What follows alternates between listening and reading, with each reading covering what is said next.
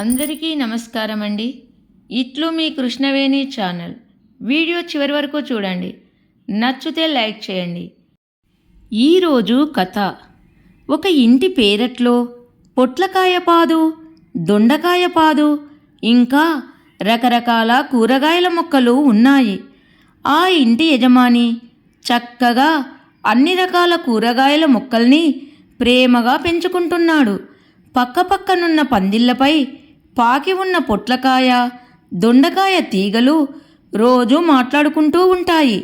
పైకి మామూలుగా మాట్లాడుతున్నప్పటికీ పొట్లకాయకు తాను బాగా పొడుగ్గా ఉంటానని అహంకారం ఉంది. పొడుగ్గా ఉంటే అందంగా ఉంటారని అనుకుంటుంది. ఇలా మొదలైన దాని అహంకారము పెరిగి పెరిగి పొగరుగా రూపుదిద్దుకున్నది. పొట్లకాయకు తాను పొడుగ్గా అందంగా ఉంటాననే కాకుండా దొండకాయ పొట్టిగా అందవికారంగా ఉంటుందని అనిపించసాగింది. అలా ఆలోచన వచ్చిందే తడువుగా తాను దొండకాయ కన్నా గొప్పదాన్నని అనుకోవడంతో పాటు దొండకాయను అవహేళన చేయడం మొదలుపెట్టింది. ఈ మాత్రం సమయం దొరికినా, ఏ చిన్నపాటి అవకాశం లభించినా దొండకాయను వదలడం లేదు. పొట్లకాయ మాటలకు దొండకాయ చాలా బాధపడుతుంది. కానీ ఏం చేయలేకపోతున్నది. దూరంగా పారిపోదామంటే జంతువులకు ఉన్నట్లు తమకు కాళ్ళు చేతులు లేవాయే. ఎక్కడ ఉన్న వాళ్ళము అక్కడే ఉండాలి. తమ తల్లిదండ్రులు ఇరుగు పొరుగుతో మంచితనంగా ప్రేమగా ఉండాలి అని చెప్పారు. అందుకే పొట్లకాయతో ఎంత ప్రేమగా ఉన్నా అది ఊరుకోవడం లేదు. దాని పొడుగును చూసుకొని విర్రవీగుతుంది. దొండకాయ తననింత పొట్టిగా పుట్టించినందుకు దేవుణ్ణి తిట్టుకుంది. నేనెందుకింత అందవిహీనంగా ఉన్నాను, నేను చేసిన పాపమేమిటి అనుకుంటూ రోజూ తనలో తాను కుమిలిపోసాగింది. ఈ వ్యవహారాన్నంతా ఆ పక్కనే ఉన్న కాకరపాదు గమనించింది. విషయం కొద్ది కొద్దిగా అర్థమైనా పూర్తిగా తెలుసుకుందామని దొండకాయను పలకరించింది. అడిగిందే తడువుగా తన మనసులోని బాధనంతా చెప్పేసుకుంది దొండకాయ. నేను పొట్టిగా ఉండడం నా తప్ప. పొట్లకాయ ఎలా కూరగాయగా మానవులకు పనికొస్తుందో నేను కూడా అలాగే కూరగాయగా పనికొస్తున్నాను కదా అంటూ బోరుబోరున ఏడ్చింది. కాకరకాయ దొండకాయను ఊరడిస్తూ ఇలా చెప్పింది. దేవుని దృష్టిలో గొప్ప తక్కువ తేడా లేదు. అందరూ సమానమే.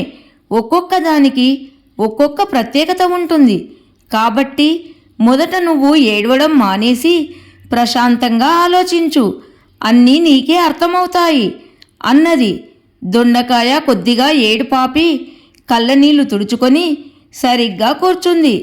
అప్పుడు కాకరకాయ మరలా ఇలా చెప్పింది. చూడు, నన్ను కూడా అందరూ చేదు చేదని అసహ్యించుకుంటారు. పిల్లలైతే నన్నస్సలు ముట్టుకోరు.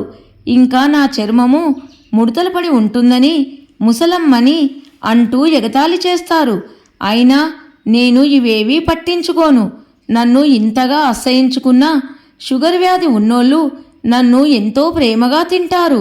నాలో షుగర్ వ్యాధిని తగ్గించే గుణాలు ఉన్నాయట.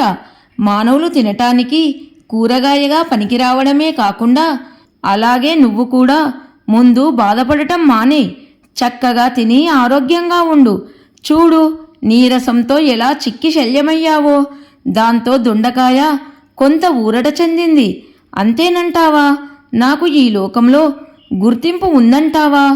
ఇంకా పూర్తిగా అనుమానం పోక అడిగింది. చూడు దొండకాయ మిత్రమా, అసలు నీ గొప్పదనమో నీకు తెలియడం లేదు. మానవుల్లోని మహామహా కవులు అందగత్తెలైన స్త్రీల పెదవుల్ని దొండకాయ వంటి పెదవులు అని నీతో పోలుస్తారు తెలుసా? నువ్వేమో కథలు చదవవు, నీకేమో పుస్తకాలు చదివే అలవాటే లేదాయే. అతిలోక సుందరులైన రంభ, ఊర్వశి, మేనకలైన ఎర్రగా పండిన దొండపండు వంటి పెదవులు అంటూ పొగడవలసిందే. నీ ప్రత్యేకత ఎవరికీ లేదు అంటూ వివరించింది. ఇప్పుడు దొండకాయకు ఇంకాస్త ధైర్యం వచ్చింది. నేను అందమైన ఆడవాళ్ళ పెదవుల్లా ఉంటానా అనుకుంది. నేను ప్రత్యేకమైన దాన్నని నాకు తెలిసొచ్చింది. నాకు పిరికితనం పోయి ఆత్మవిశ్వాసం వచ్చింది. మరి ఈ పొట్లకాయ ఆగడాలు ఇలా భరించవలసిందేనా? దీనికేమీ కారణం లేదా? మళ్ళీ బేలగా అడిగింది. దానికి కాకరకాయ సమాధానంగా దొండకాయ తల నిమురుతూ ఇలా చెప్పింది. చూడు మిత్రమా, ప్రతిదానికి ఒక సమయమంటూ ఉంటుంది. ఆ సమయం వచ్చినప్పుడు ఏది ఎలా జరగాలో అలా జరుగుతుంది. దాని మాటలు పట్టించుకోవద్దు. సృష్టిలో ఎన్నో మొక్కలు ఉన్నాయి. ఏడిపించేవారిని వదిలేసి నీతో మంచిగా ఉండేవారితో స్నేహం చెయ్యు. ఏమీ బాధపడకు, ధైర్యంగా ఉండు అంటూ ఉపదేశించింది. దానితో దొండకాయ పూర్తిగా శాంతించింది. పొట్లకాయను మరిచి మిగతా స్నేహితులతో సంతోషంగా ఉండసాగింది.